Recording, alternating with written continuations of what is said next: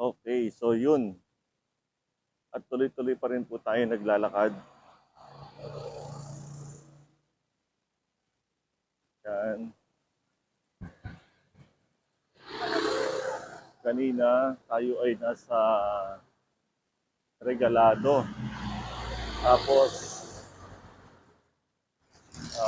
nandito na tayo sa isang subdivision. Tapos saan ay palusot na tayo papuntang bahay.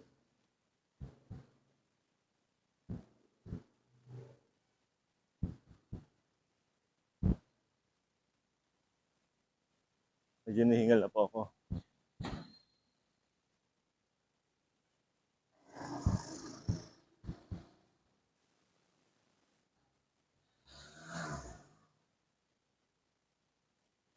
Dito tayo sa bangketa dumaan para safe tayo.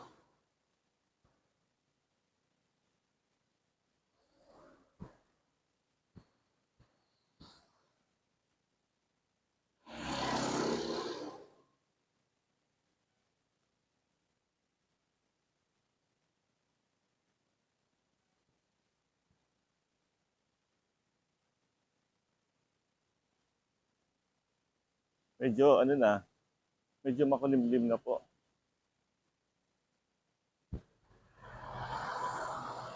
So, nag-start tayo kanina 7:15.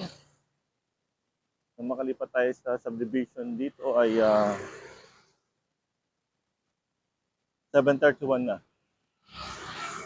So gagawin ko pong paglalakad na to siguro every morning o kaya ay alternate.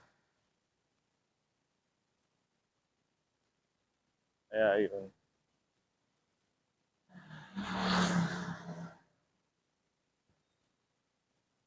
Kumusta na sa inyong mga lugar? Ramdam niyo na ba na magkakaroon na ng eleksyon? O ramdam niyo na ba ang eleksyon ng 2025 midterm election? Ramdam niyo na rin ba ang mga politiko sa inyong lugar? Well, yun talaga ang realidad, di ba? Kasi yun lang ang pagkakataon ng politiko na mapagpakilala sila, di ba? So, a year before the election, kailangan umikot na sila upang sa gayon ay makilala sila ng mga ibang tao hindi nakakakilala sa kanila. Diba? So, kasi ang pagkakaalam ko, right after na makapag-file ka na ng candidacy, hindi ka na pwede. Diba?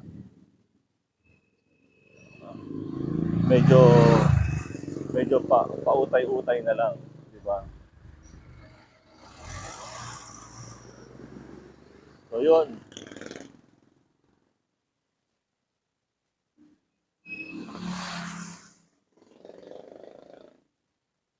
But anyway, ito lang naman ang advice ko sa inyong lahat.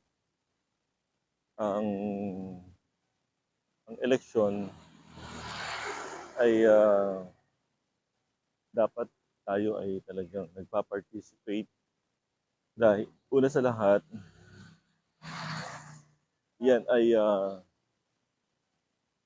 pagkakataon na binibigay sa atin ng pamahalaan, mayaman o mahirap, isa lang ang pinipilahan para makaboto.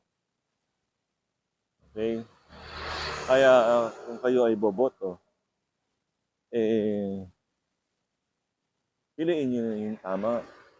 Piliin nyo yung talagang makakapagserbisyo ng totoo para sa inyong distrito, para sa inyong syudad, di ba? Kasi ang ating mga iboboto sa dating na eleksyon ng 2025 sa midterm election ay 12 senators, governor, mga board member o bukal,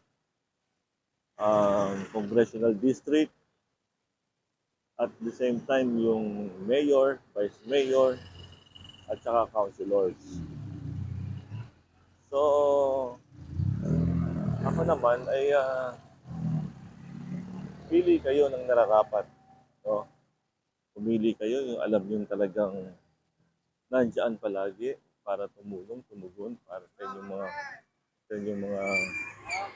mga kakilala, sa inyong mga kababayan, di ba?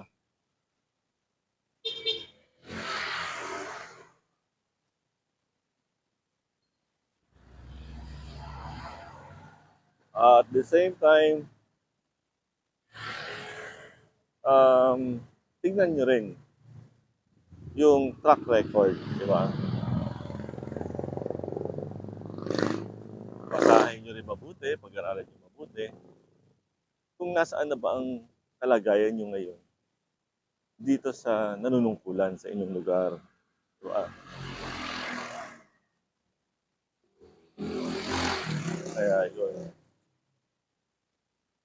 At tingnan nyo rin mabuti, ah, baka baka sobra-sobra na ang yaman ng nanunungkulan sa inyong lugar, di ba? Baka mas malaki pa yung pag kinuwenta mo yung yung kanilang yaman kaysa ron sa pondo ng inyong lugar, di ba? Kaya yon. So, kamusta sa lahat ng aking mga kakilala sa iba't ibang lugar, lalo na sa grupo ng Palaban, namin nila Manong Gart noon, sa grupo ng Yes, sa Caloocan at sa Pilipinas, at sa grupo ng Taganova ako, at sa Team Two Joints, di ba?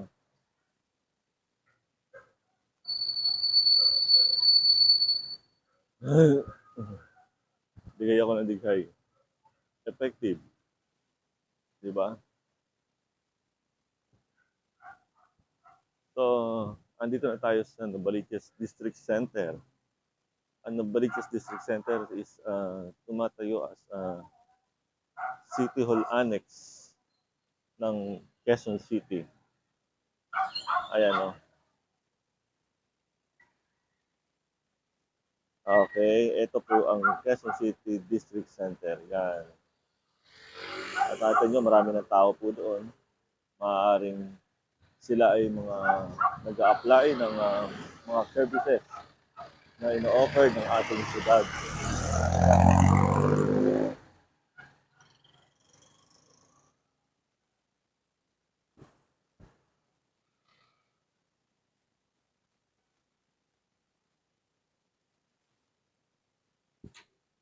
Nakapag-exercise din ako, nakapaglakad din ako. Paglalakad is good for the heart to eh. Di ba? Kaya yun. So, sa mga susunod na vlog po natin, makita niyo ako sa umaga. At yung sa hapon, yung sa kusina ni Ber Apar. At yung pasulpot-sulpot na weekly, yung aking pag-iikot sa Barangay Novaliches proper. At maaaring sa mga susunod na panahon, ay makita niyo akong iikot sa iba't ibang lugar. Soon. Abangan.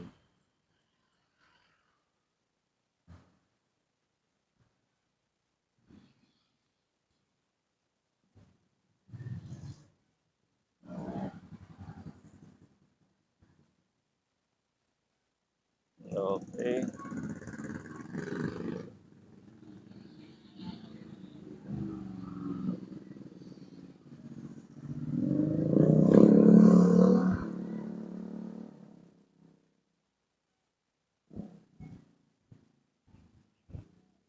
Ako ay nagpa-undercut kasi ang aking buhok ay pag tumubuho dito tsaka dito, eh parang mga cactus, patusok lahat. Kaya pinasagad ko po yung aking gupit. Yun, ay tatawid.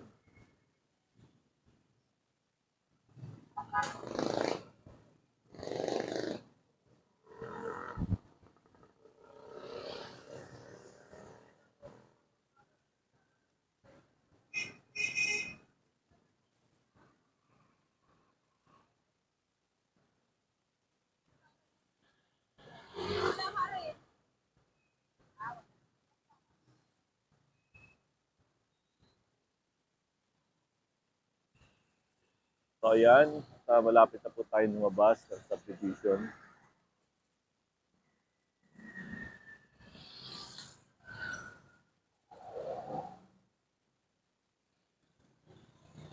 Kaya kung pinili po itong dito dumaan ay konti lang po ang dumadaan dito. At lalo na ng mga sasakyan, hindi katulad doon sa highway, eh talagang ang daming dumadaan sasakyan po doon. Eh, ang malalanghap po natin doon ay puro galing sa tambucho ng mga sasakyan. Kaya mas pinili po natin maglakad sa looban.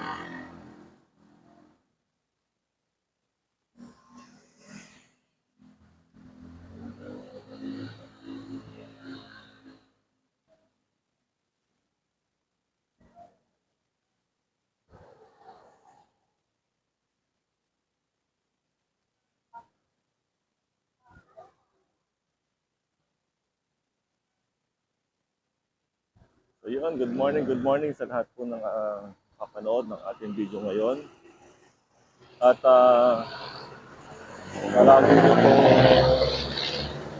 lagi nyo pong babaunin ang todo-todong pag-iingat sa inyong mga pupuntahan. Muli po, ako po ang inyong Tattoo Joints, Kuya Ver Apar. Magandang umaga sa inyong lahat.